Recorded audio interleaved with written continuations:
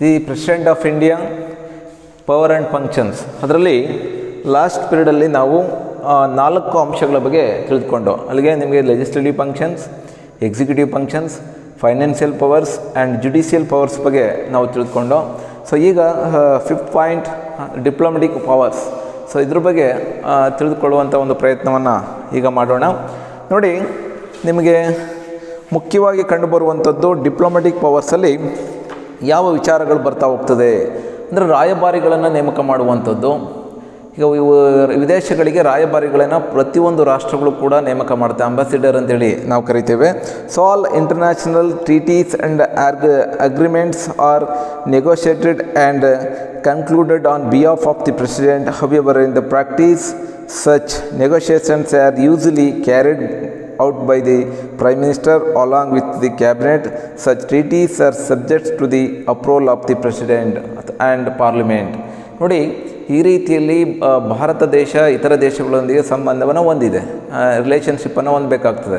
So ಹಂಗಾಗಿ India ಎಲ್ಲ ವಸ್ತುಗಳನ್ನು, ಎಲ್ಲ ಸೇವೆಗಳನ್ನು ತಾನೇ ಉತ್ಪಾದನೆ ಮಾಡಿಕೊಳ್ಳಲಿಕ್ಕೆ ಸಾಧ್ಯವಿಲ್ಲ. ಹಾಗಾಗಿ ವಿದೇಶಗಳೊಂದಿಗೆ ಸಂಬಂಧವನ್ನು ಹೊಂದುವಂಥದ್ದು ಅನಿವಾರ್ಯ ಮತ್ತು ಅಗತ್ಯತೆ ಕೂಡ ಹೌದು. ಇಂತಹ ಒಂದು ಸಂದರ್ಭದಲ್ಲಿ ನಮ್ಮ ಸಂವಿಧಾನ ಯಾವ ರೀತಿಯಲ್ಲಿ ಅವಕಾಶವನ್ನು ಮಾಡಿಕೊಟ್ಟಿದೆ ಅಂತೇಳಿ ನೋಡ್ತಾ ಹೋದರೆ, ನಿಮಗೆ ವಿದೇಶಗಳೊಂದಿಗೆ ಒಪ್ಪಂದವನ್ನು ಮಾಡಿಕೊಳ್ಬೇಕಾಗ್ತದೆ. ಹಾಗೆ ಅನೇಕ ದ್ವಿಪಕ್ಷೀಯ ಸಂಬಂಧಗಳಿರ್ಬೋದು, ಸೊ ಆ ಅಗ್ರಿಮೆಂಟ್ಸ್ಗಳಿರ್ಬೋದು ಅಥವಾ ಟಿ ಟಿಗಳಿರ್ಬೋದು, ಇದಕ್ಕೆ ಒಪ್ಪಿಗೆಯನ್ನು ರಾಷ್ಟ್ರಾಧ್ಯಕ್ಷರು ಕೊಡಬೇಕಾಗ್ತದೆ.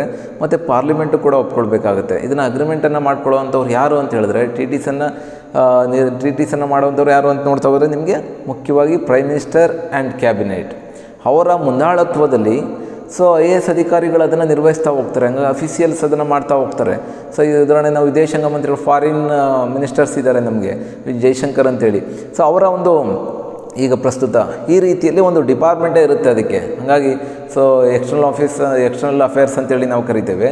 ಎಕ್ಸ್ಟರ್ನಲ್ ಅಫೇರ್ಸ್ ಡಿಪಾರ್ಟ್ಮೆಂಟ್ ಏನು ಮಾಡುತ್ತೆ ಅಂತ ಹೇಳಿದ್ರೆ, ಇತರ ದೇಶಗಳೊಂದಿಗೆ ಈ ಥರದ ಒಂದು ಒಪ್ಪಂದಗಳನ್ನು ಮಾಡಿಕೊಳ್ಳುವಂಥ ಹೊಣೆಗಾರಿಕೆಯನ್ನು ಹೊಂದಿರುತ್ತೆ. ಆ ಒಪ್ಪಂದಗಳು ಭಾರತ ದೇಶಕ್ಕೆ ಯಾವ ರೀತಿಯ ಅನುಕೂಲತೆಗಳನ್ನು ಒದಗಿಸ್ಕೊಡುತ್ತೆ ಎಂಬುದರ ಆಧಾರದ ಮೇಲೆ ನಿಂತ್ಕೊಂಡಿರುತ್ತೆ. ಹಾಗಾಗಿ ಪ್ರತಿಯೊಂದು ದೇಶವೂ ಕೂಡ ಇತರ ದೇಶಗಳೊಂದಿಗೆ ಸಂಬಂಧವನ್ನು ಹೊಂದುವಂತಹ ಸಂದರ್ಭದಲ್ಲಿ, ರಿಲೇಷನ್ಶಿಪ್ಪನ್ನು ಹೊಂದುವಂಥ ಸಂದರ್ಭದಲ್ಲಿ ತನ್ನ ದೇಶಕ್ಕೆ ಯಾವ ರೀತಿಯ ಅನುಕೂಲತೆಗಳಾಗ್ತದೆ ಎಂಬುದನ್ನು ಆಲೋಚನೆ ಮಾಡುತ್ತೆ.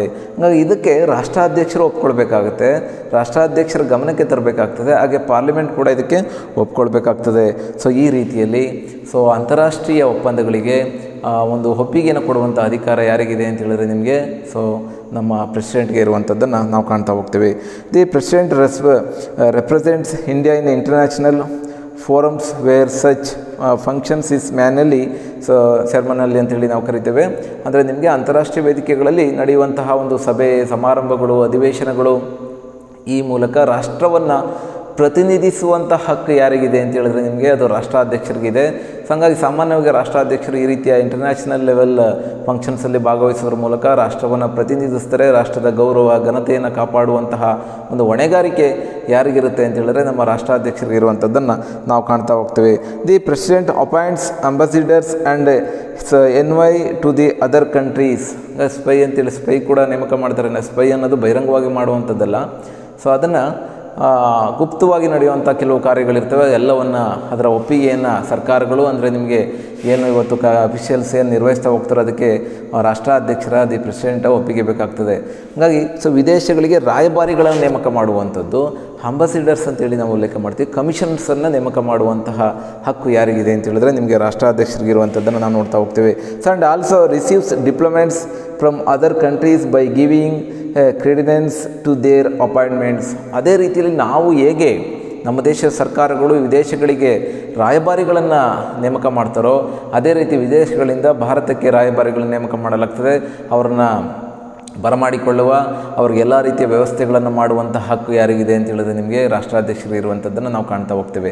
ಹೀಗೆ ಒಟ್ಟಾರೆ ಅಂತಾರಾಷ್ಟ್ರೀಯ ಮಟ್ಟದಲ್ಲಿ ನಡೆಯುವಂತಹ ವೇದಿಕೆಗಳಲ್ಲಿ ರಾಷ್ಟ್ರವನ್ನು ಪ್ರತಿನಿಧಿಸುವ, ಹಾಗೆ ರಾಯಭಾರಿಗಳನ್ನು ನೇಮಕ ಮಾಡುವ, ಕಮಿಷನರ್ಗಳನ್ನು ನೇಮಕ ಮಾಡುವ, ಹಾಗೆ ಇತರ ಕಾರ್ಯಗಳಿಗೆ ಒಪ್ಪಿಗೆಯನ್ನು ಕೊಡುವಂತಹ ಅಧಿಕಾರ ಯಾರಿಗಿದೆ ಅಂತ ಹೇಳಿದ್ರೆ, ನಿಮಗೆ ರಾಷ್ಟ್ರಾಧ್ಯಕ್ಷರಿಗೆ ಇದೆ ಅಂತೇಳಿ ನಾವು ಅರ್ಥ ಮಾಡ್ಕೊಳ್ಬೋದು.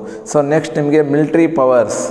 ಅಂತಿಮವಾಗಿ ನಿಮಗೆ ಮಿಲಿಟ್ರಿ ಅಧಿಕಾರದ ಬಗ್ಗೆ ಚರ್ಚೆಯನ್ನು ಮಾಡಬೇಕಾಗ್ತದೆ.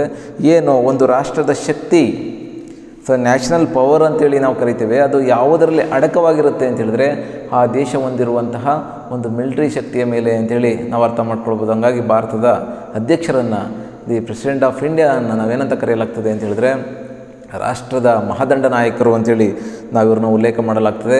ಹಾಗಾಗಿ 3 ಪಡೆಗಳು ಏನು ಸೈನಿಕ ಪಡೆಗಳು 3 ಪಡೆಗಳಿದೆ, ಅದು ಭೂದಳ ಇರ್ಬೋದು, ವಾಯುದಳ ಮತ್ತು ಜಲದಳ ಏನಿದೆ, ನೌಕಾದಳ, ಇವೆಲ್ಲವೂ ಕೂಡ ಮುಖ್ಯವಾಗಿ ನಮಗೆ ರಾಷ್ಟ್ರಾಧ್ಯಕ್ಷರ ಒಂದು ಅಧೀನದಲ್ಲಿ ತನ್ನ ಕಾರ್ಯವನ್ನು ನಿರ್ವಹಿಸ್ತವೆ. ಹಾಗಾಗಿ ಈ 3 ಪಡೆಗಳ ಮಹಾದಂಡ ನಾಯಕರಾಗಿ ಇವರು ತಮ್ಮ ಕಾರ್ಯವನ್ನು ನಿರ್ವಹಿಸ್ತಾರೆ.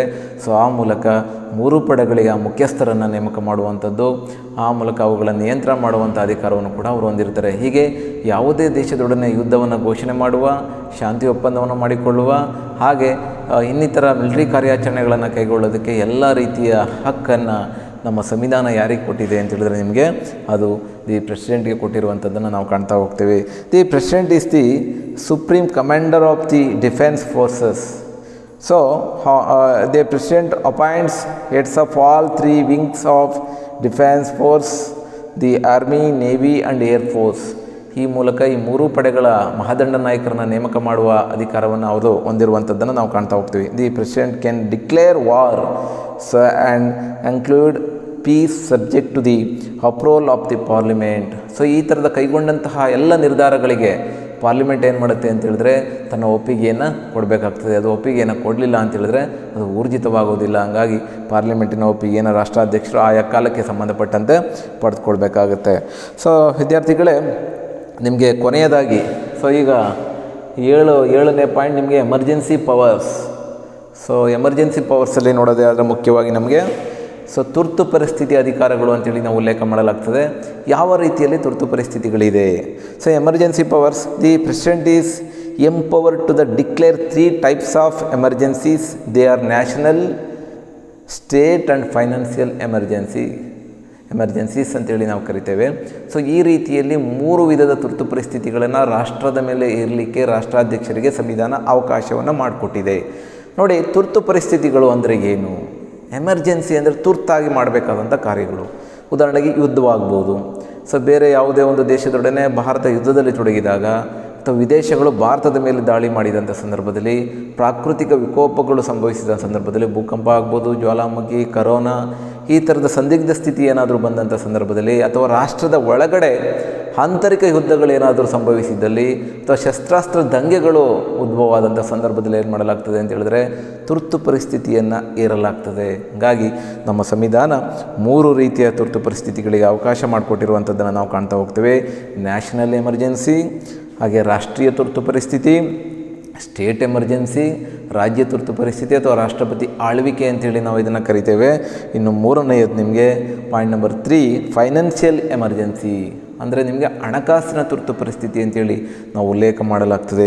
ಸೊ ಅದನ್ನು ಈಗ 1 by 1 ನಾವು ನೋಡ್ತಾ ಹೋಗೋಣ. ಅದರಲ್ಲಿ ನ್ಯಾಷನಲ್ ಎಮರ್ಜೆನ್ಸಿ ನೋಡಿ, ಆರ್ಟಿಕಲ್ 352 352ನೇ ವಿಧಿಯ ಪ್ರಕಾರ ನಿಮಗೆ States that if the president is satisfied that the grave emergency exceeds whereby security of India or any part of the territory so thereof it's a threatened whether by external aggression or armed rebellion. ನಾನು ಹೇಳಿದಾಗೆ ನಿಮಗೆ ಶಸ್ತ್ರಾಸ್ತ್ರ ದಂಗೆ ಇರ್ಬೋದು, ವಿದೇಶಿ ದಾಳಿ ಇರ್ಬೋದು. So ಈ ಥರದ ಒಂದು ಸಂದರ್ಭಗಳಲ್ಲಿ ರಾಷ್ಟ್ರದ ಮೇಲೆ ರಾಷ್ಟ್ರಪತಿಗಳು ಸಂವಿಧಾನದ 352ನೇ ವಿಧಿಯ ಪ್ರಕಾರವಾಗಿ ತುರ್ತು ಪರಿಸ್ಥಿತಿನ ಇರಲಿಕ್ಕೆ ಅವಕಾಶಗಳಿರುವಂಥದ್ದನ್ನು ನಾವು ಕಾಣ್ತಾ ಹೋಗ್ತೀವಿ. He may be proclaimed national emergency such as a declaration can be made only on the basis of a written request by the Prime Minister and Councils of Ministers. ಇದನ್ನು ಯಾವಾಗ ಇರ್ಬೋದು ಅಂತ ಹೇಳಿದ್ರೆ ನಿಮಗೆ ಅಲ್ಲಿ ಅವ್ರಿಗೆ ಇಷ್ಟ ಬಂದಾಗ ಇರಲಿಕ್ಕೆ ಸಾಧ್ಯವಿಲ್ಲ ರಾಷ್ಟ್ರಾಧ್ಯಕ್ಷರು. ಹಾಗಾಗಿ prime minister and cabinet so ಅದಕ್ಕೆ ಲಿಖಿತ ರೂಪದ ಒಂದು ಪತ್ರಗಳನ್ನು ಬರೆದಾಗ, ಅಂದರೆ ಸುಮ್ಮನೆ ಅಡ್ವೈಸ್ ಮಾಡಿದ್ರೆ ಸಾಲದು, ಪತ್ರಗಳನ್ನು ಬರಿಬೇಕಾಗ್ತದೆ. ಬರವಣಿಗೆ ಮೂಲಕ ಬರೆಯಲ್ಪಟ್ಟಂಥ ಪತ್ರವನ್ನು ಕೊಟ್ಟಾಗ ಮಾತ್ರವೇ ಸೊ ಈ ರೀತಿಯ ಡಿಕ್ಲರೇಷನ್ ಮಾಡಲಿಕ್ಕೆ ಸಾಧ್ಯವಾಗ್ತದೆ. So it can be imposed for the 6 months and can also be extended by another 6 months by repeated parliamentary approval up to a maximum 3 years. ಈ ರೀತಿಯ ತುರ್ತು ಪರಿಸ್ಥಿತಿಗಳನ್ನು ಇರಲಿಕ್ಕೆ ಮ್ಯಾಕ್ಸಿಮಮ್ ನಿಮಗೆ 3 ವರ್ಷಗಳ ಅವಕಾಶಗಳಿದೆ. ನ್ಯಾಷನಲ್ ಎಮರ್ಜೆನ್ಸಿ ಇರಲಿಕ್ಕೆ ಅದರಲ್ಲಿ 6 ತಿಂಗಳಿಗೊಮ್ಮೆ ಅದನ್ನು ಎಕ್ಸ್ಟೆಂಡ್ ಮಾಡ್ತಾ ಹೋಗಬೇಕಾಗುತ್ತೆ. ಈಗ ಎಕ್ಸ್ಟೆಂಡ್ ಮಾಡಿದಂಥ ಸಂದರ್ಭದಲ್ಲಿ ಸೊ ಪಾರ್ಲಿಮೆಂಟಿನ ಒಪ್ಪಿಗೆಯನ್ನು ಪಡ್ಕೊಳ್ಬೇಕಾಗ್ತದೆ. ಸೊ ಈ ರೀತಿಯಲ್ಲಿ 3 ವರ್ಷದ ನಂತರ ಯಾವುದೇ ಕಾರಣಕ್ಕೂ ಕೂಡ ಸಂವಿಧಾನ ತುರ್ತು ಪರಿಸ್ಥಿತಿ ಇರಲಿಕ್ಕೆ ರಾಷ್ಟ್ರದ ಮೇಲೆ ಅವಕಾಶ ಇಲ್ಲ ಅಂಥೇಳಿ ನಾವು ಅಂದಾಜನ್ನು ಮಾಡ್ಕೊಳ್ಬೋದು. ಸೊ ಭಾರತದಲ್ಲಿ ಇಲ್ಲಿವರೆಗೆ 3 ಬಾರಿ ರಾಷ್ಟ್ರೀಯ ನ್ಯಾಷನಲ್ ಎಮರ್ಜೆನ್ಸಿಯನ್ನು ಏರಿರುವಂಥದ್ದನ್ನು ನಾವು ಕಾಣ್ತಾ ಹೋಗ್ತೇವೆ. ಅದರಲ್ಲಿ ನಿಮಗೆ 74ರಿಂದ 74, 75 ಹೀಗೆ 76. ಸೊ ಈ ವರ್ಷಗಳಲ್ಲಿ ನಿಮಗೆ ತುರ್ತು ಪರಿಸ್ಥಿತಿ ಈ ದೇಶದ ಮೇಲೆ ಶ್ರೀಮತಿ ಇಂದಿರಾ ಗಾಂಧಿಯವರು ಹೇರಿದ್ರು ಅಂಥೇಳಿ ನಮಗೆ ಅರ್ಥ ಆಗ್ತದೆ. ನಂತರ ನಿಮಗೆ so in such emergencies fundamental rights of Indian citizens are be suspended except the right to life and personal liberty. ನೋಡಿ, ಇಂತಹ ಒಂದು ರಾಷ್ಟ್ರೀಯ ತುರ್ತು ಪರಿಸ್ಥಿತಿ ಏರಿದಂಥ ಸಂದರ್ಭದಲ್ಲಿ ನಿಮಗೆ ಮೂಲಭೂತ ಹಕ್ಕುಗಳು ರದ್ದಾಗ್ತದೆ. ಮೂಲಭೂತ ಹಕ್ಕುಗಳು ನಮಗೆ ಅನುಭವಿಸಲಿಕ್ಕೆ ಸಾಧ್ಯವಿಲ್ಲ. ಆ ಟೈಮಲ್ಲಿ ನೀವು ಸರ್ಕಾರಗಳೇನು ಮಾಡುತ್ತೆ, ಯಾವುದೇ ವ್ಯಕ್ತಿನ ಬಂಧನ ಮಾಡ್ಬೋದು. ಸೊ ಕಾರಣ ಇಲ್ಲದೆ ಬಂಧಿಸ್ಬೋದು. ಮತ್ತು ಯಾವುದೇ ರೀತಿಯ ನಾವು ಸಭೆ ಸೇರಲಿಕ್ಕೆ ಅಥವಾ ಓಡಾಡಲಿಕ್ಕೆ ಏನೇನು ಹಕ್ಕುಗಳ ಬಗ್ಗೆ, ಸಮಾನತೆ ಹಕ್ಕು, ಸ್ವಾತಂತ್ರ್ಯದ ಹಕ್ಕಿನ ಬಗ್ಗೆ ನಾನು ಏನು ಅಷ್ಟೆಲ್ಲ ಉಲ್ಲೇಖ ಮಾಡಿದೆ. ಆದರೆ ನ್ಯಾಷನಲ್ ಎಮರ್ಜೆನ್ಸಿ ಟೈಮಲ್ಲಿ ಈ ಯಾವುದೇ ಫಂಡಮೆಂಟಲ್ ರೈಟ್ಸನ್ನು ನಾವು ಅನುಭವಿಸಲಿಕ್ಕೆ ಸಾಧ್ಯವಿಲ್ಲ. ಯಾಕೆ ಅಂತ ಹೇಳಿದ್ರೆ ನಮಗೆ ಎರಡೇ ಹಕ್ಕುಗಳನ್ನು ಅವಕಾಶನ ಮಾಡಿಕೊಡಲಾಗ್ತದೆ. ಹಾಗಾಗಿ ಜೀವಿಸುವ ಹಕ್ಕು, ಹಾಗೆ ಸ್ವಾತಂತ್ರ್ಯದ ಹಕ್ಕು, ಅಂದರೆ ನಮ್ಮ ಪ್ರಾಣ ರಕ್ಷಣೆಯ ಹಕ್ಕು, ಹಾಗೆ ನಮ್ಮ ವೈಯಕ್ತಿಕ ಹಕ್ಕುಗಳೇನಿದೆ ಆ ಹಕ್ಕುಗಳನ್ನು ಮಾತ್ರ ನಾವು ಉಳಿಸ್ಕೊಳ್ಳಲಿಕ್ಕೆ ಸಾಧ್ಯ. ಉಳಿದ ಹಕ್ಕುಗಳು ರದ್ದಾಗ್ತವೆ. ಸೊ ನಂತರ ಇದು ನಿಮಗೆ ನ್ಯಾಷನಲ್ ಎಮರ್ಜೆನ್ಸಿ ಬಗ್ಗೆ ಇರುವಂಥದ್ದು. ಇನ್ನು ನಿಮಗೆ ಮುಖ್ಯವಾಗಿ ಸ್ಟೇಟ್ ಎಮರ್ಜೆನ್ಸಿ. ಸೊ ಸ್ಟೇಟ್ ಎಮರ್ಜೆನ್ಸಿಯ ಬಗ್ಗೆ ನೋಡ್ತಾ ಹೋದರೆ ನಿಮಗೆ ಸೊ ಅಕಾರ್ಡಿಂಗ್ ಟು ಆರ್ಟಿಕಲ್ 356 356ನೇ ವಿಧಿಯ ಪ್ರಕಾರವಾಗಿ of the Indian constitution, the state emergency also known as presidential rule is declared whenever there is a breakdown of constitutional machinery in the state.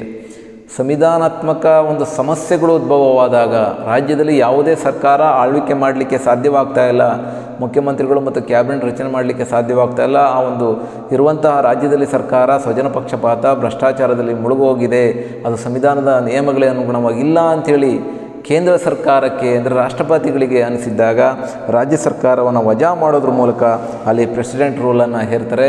ಆ ಮೂಲಕ so state emergency ಅದು declare ಆಗುವಂಥದ್ದನ್ನು ನಾವು ಕಾಣ್ತಾ ಹೋಗ್ತೇವೆ.